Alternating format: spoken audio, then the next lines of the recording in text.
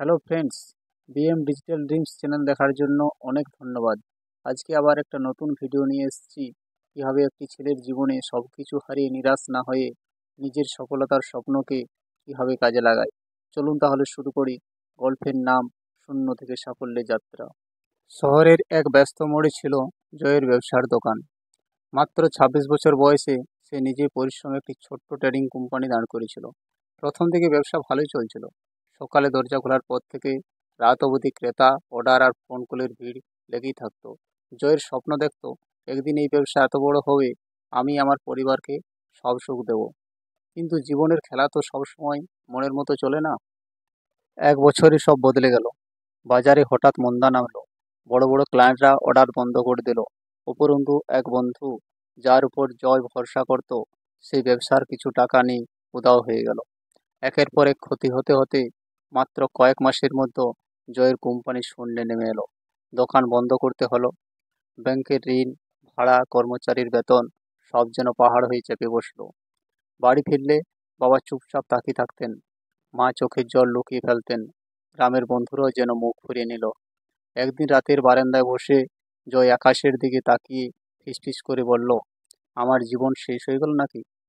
কিন্তু ভিতরে কোথাও যেন একটা আগুন তখনও জ্বলছিল।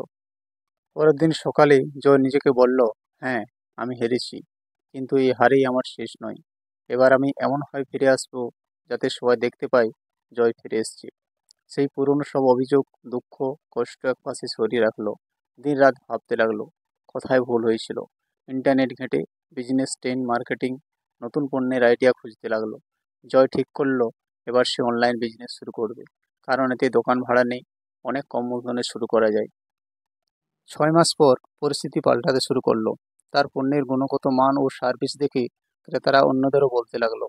জয় শুধু পণ্য বিক্রি করতো না, প্রতিটি গ্রাহককে হাসিমুখে সেবা দিত। 1 বছর পর জয়ের অনলাইন স্টোর মাসে এমন বিক্রি করছিল যা আগে তার অফলাইন দোকানও হতো না। সেই দুজন কর্মী নিয়োগ ছিল যারা আগে তার মতোই ব্যর্থ হয়ে হতাশ ছিল। জয় তাদের বলল, আমরা সবাই একসময় হেরেছি, কিন্তু এবার আমরা একসাথেই জিতব। 2 বছরের মাথায় জয় আবার শহরে সে ব্যস্ত মোড়ে একটি নতুন দোকান খুলল। আগের চেয়েও বড় এবং ঝকঝকে। উদ্বোধনের দিন বাবা মা, পুরনো বন্ধু, এমনকি যারা আগে মুখ ফিরিয়ে নিয়েছিল, তারাও এসে দাঁড়ালো। মাইক্রোফোন হাতে নিয়ে জয় সেদিন বলেছিল, পরাজয় কোনো শেষ নয়, বরং এটা নতুনভাবে শুরু করার সুযোগ। আমি হারিয়েছিলাম সব, কিন্তু হারায়নি আমার বিশ্বাস। সেই বিশ্বাস আমাকে ফিরিয়ে এনেছে। সেদিন থেকে জয় শুধু নিজের জন্য নয়, অনেক তরুণকে শেখাতে লাগলো কীভাবে শূন্য থেকে আবার শুরু করতে হয়, কীভাবে ভরসা হারিয়ে না ফেলে পথ খুঁজে নিতে হয়।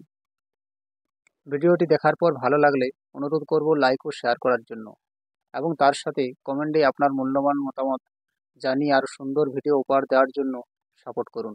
Thank you.